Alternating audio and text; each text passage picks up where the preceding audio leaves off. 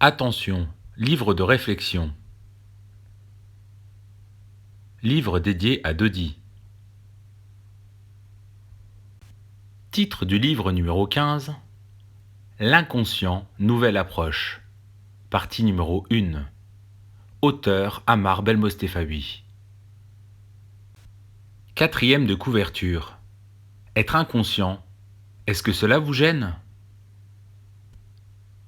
Qui est le plus heureux ? Celui qui est conscient de son inconscience, ou plutôt celui qui n'a pas conscience de son inconscience ? Ammar Belmostefawi. Introduction. Quel sujet passionnant de parler de l'inconscient. Pendant longtemps, j'ai arpenté les différentes bibliothèques qui se présentaient à moi, ou même les librairies. Toujours le même constat. On effleure le sujet, mais, à mon goût, on n'entre pas assez dans les profondeurs du sujet. En effet, quand on aborde la conscience, on l'assimile à la partie visible de l'iceberg, alors que l'inconscient est la partie immergée de ce même morceau de glace. Bien que n'étant pas psychologue ou même philosophe, j'ai décidé, avec un certain culot, de me lancer sur ce sujet, car je pense qu'il a son importance dans la vie de tous les jours, de tous les hommes et femmes de ce monde. Je n'aborderai pas les autres espèces. Je vais me contenter de principalement m'aventurer sur ce terrain pour les humains. Il y a de quoi dire et s'y risquer. Je vous préviens. Ce ne sont que des pistes de réflexion, et je vous avoue qu'il y a aussi des affirmations. J'espère être à la hauteur de mes attentes et de vos espérances concernant ce sujet. Nous allons commencer par une définition, celle que l'on retrouve dans Wikipédia. L'inconscient est une notion psychologique et psychanalytique qui renvoie à des phénomènes échappant à la conscience. C'est le non conscient. Il peut être individuel ou collectif.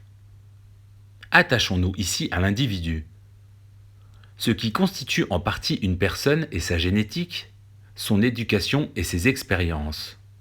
La génétique, pour faire simple, est un programme installé en chacun de nous qui définit la couleur des yeux, des cheveux, le sexe et d'autres caractéristiques physiques. À ce stade, si on connaît la durée de gestation d'un enfant, sa date de naissance, est-ce que sa date de mort est inscrite dans les gènes ? On aurait tendance à répondre non, lié au progrès de la médecine. Il est incontestable que ces derniers nous permettent d'échapper à la maladie et de vivre plus longtemps. L'avantage des médicaments, des traitements, c'est qu'ils agissent directement sur notre santé, sans le moindre effort de notre part. Mais cela n'empêche pas, pour le moment, la mort. Mais est-ce que notre génétique, notre programmation de base, cache des informations plus profondes ? Qui est aux véritables commandes de notre personne ? Notre génétique ? Notre conscience ? Notre inconscient ? Notre cerveau ? Ou autre chose ? La question qui se pose est donc de savoir si nous sommes conscients de nos actes ou si l'inconscient est vraiment le maître de nos agissements et s'il peut être influencé par notre environnement. Est-ce que l'inconscient possède un temps d'avance sur notre conscience ? Prenons un exemple concret, la publicité. Je pense que ce sont eux les spécialistes de l'inconscient, peut-être même plus que les psychologues. Lorsque vous visionnez une publicité, que cela soit à la télévision, sur un support papier, est-ce qu'une publicité possède une certaine force d'attraction sur votre cerveau ? Quid des publicités à la radio ? Ce qui est certain est que le budget alloué aux publicités est énorme. Rien n'est laissé au hasard. Le comportement humain est étudié dans les moindres détails. L'exemple de la pomme est son autocollant.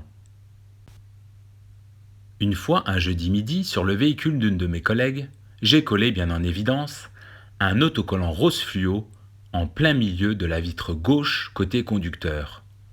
Cet autocollant, bien que faisant la taille d'une pièce d'1 €, n'a pas été vu par sa conductrice pendant 2 jours durant. Il a fallu que je la prévienne de l'événement.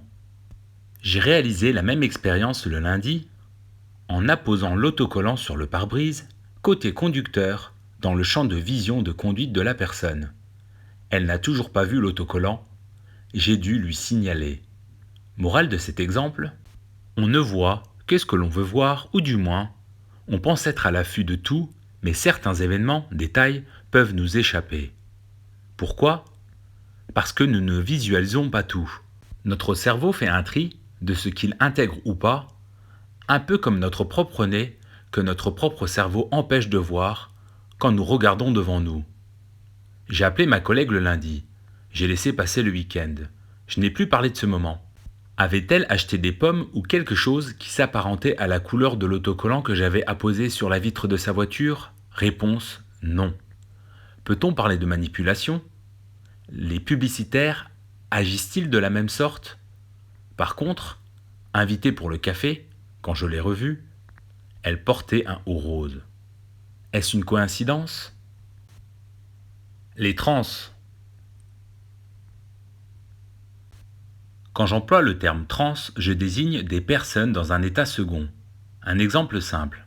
Vous lisez un livre dans un train et vous faites abstraction de votre environnement. Un autre exemple, vous discutez dans un restaurant avec une personne en face de vous et vous faites abstraction des échanges qui se réalisent sur les tables qui se trouvent à proximité de la vôtre. Votre esprit est concentré sur une chose et il fait abstraction du reste. Peut-on manipuler les esprits ? Qu'en est-il du libre arbitre ? Il y avait le mot concentré écrit 2 fois dans la phrase juste avant celle que vous lisez en ce moment. Un contre-exemple ?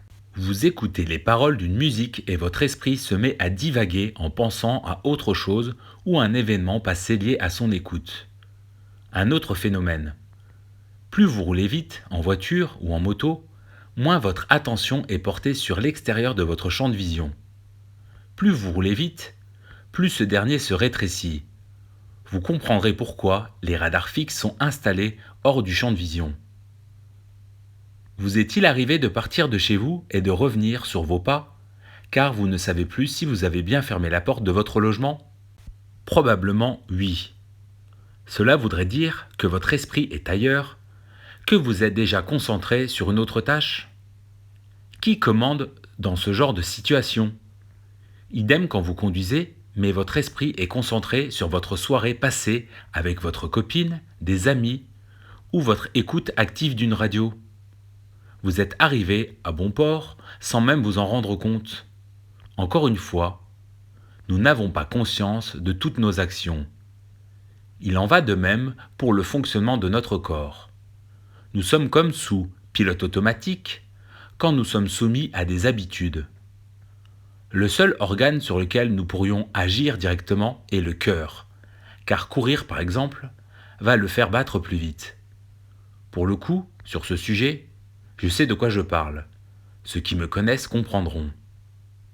L'inconscient fait donc partie de notre vie et a donc sûrement plus d'importance sur nos agissements que ce que nous pourrions imaginer. Je ne vais pas aborder les rêves, car je pense que le sujet a suffisamment été abordé par des philosophes de renommée. J'avais parlé de la fameuse voix intérieure, inner speech, dans un de mes livres. Qui est cette voix qui nous parle quand nous réalisons une action ? Est-ce que c'est elle qui est aux commandes ? Qui parle dans votre tête ? À qui vous adressez-vous quand vous vous adressez à vous-même ? Pouvons-nous être conscients de toutes nos actions ? Ou est-il préférable de laisser notre esprit prendre les commandes ? Pouvons-nous faire confiance à notre esprit ? Pouvons-nous commander notre esprit, lui ordonner de penser de nous-mêmes ? Est-ce que perdre conscience, c'est perdre l'esprit ? C'est être inconscient ? Ou plutôt, est-ce que c'est notre inconscient qui est guidé par notre esprit ? Quel est le rôle de nos gènes sur notre esprit et sur notre cerveau ? Qui commande qui ? Peut-être que nous ne faisons qu'un. Au moment où vous lisez ces lignes, cette voix intérieure vous dit « Cet homme divague, qu'est-ce qu'il me raconte ?» Nous sommes donc bien soumis à des phénomènes inconscients qui sont régis soit par des forces intérieures ou soit extérieures, voire les deux. La matière et la non-matière. Je ne vais pas vous parler de physique classique. Je ne me prétends pas spécialiste dans le domaine. Quand je parle de matière, je parle du cerveau. Ce que moi je nomme dans ce récit la non-matière, je fais allusion à l'esprit. Le cerveau est palpable, mais est-ce que l'esprit l'est? Est-ce les courants électriques de notre cerveau? Est-il matière ou se cache-t-il?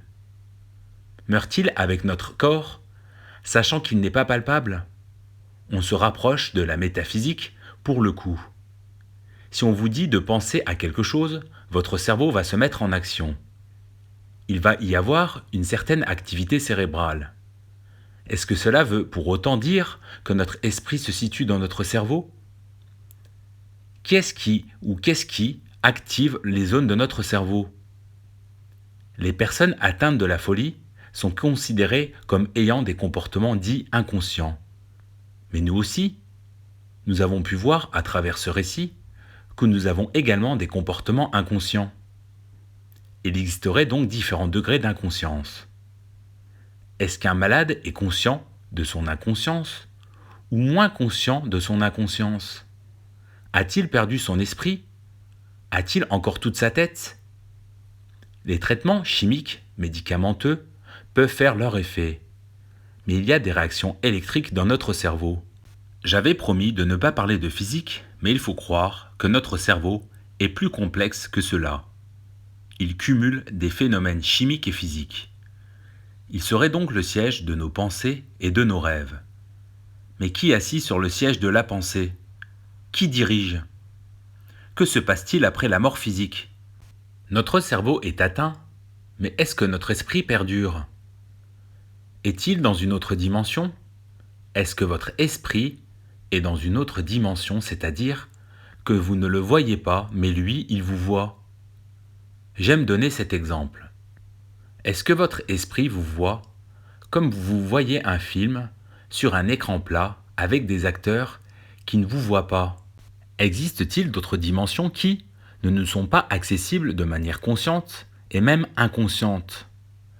Que se passerait-il si nous avions plus de 5 sens? Verrions-nous des choses autres que ce que nous pouvons voir en temps normal?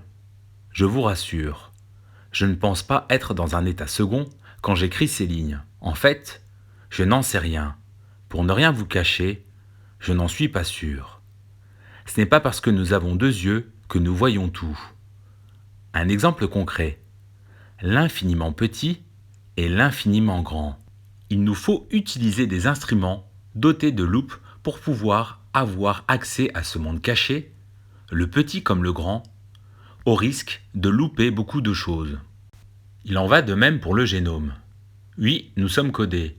L'humain a créé le langage binaire, les fameux bâtons 1 et le rond 0. Souvent l'homme s'inspire de la nature pour créer des objets, pour la plupart, du quotidien. Mais le génome, celui de l'humain par exemple, est beaucoup plus complexe que le langage binaire. Tout n'est pas rond ou bâton. Regardez par vous-même. Dans la nature, tout est harmonie et chaos à la fois. Les figures géométriques sont le propre de l'homme. Les cercles, les carrés, les triangles, les rectangles. La nature n'utilise pas de compas ou d'équerre. J'en vois qui vont me dire que la Terre est ronde ou plate et qu'elle tourne en rond autour du Soleil. C'est une illusion d'optique encore une fois. Est-ce que tout serait illusion d'optique? La Terre est une sphère, rarement parfaite, qui tourne en ellipse autour du Soleil. L'expression « je ne crois que ce que je vois » n'est pas valable dans ce récit. Je vous rassure qu'une fourmi ou un microscope ne voit pas les mêmes choses que nous. Je préfère l'expression « vous croyez voir ce que vous voyez ». C'est la fin de la partie 1 de ce livre 15 dénommé « L'inconscient, approche nouvelle ». Je vous conseille vivement d'écouter ce livre et ce récit au calme. En attendant la partie 2, je vous dis à bientôt.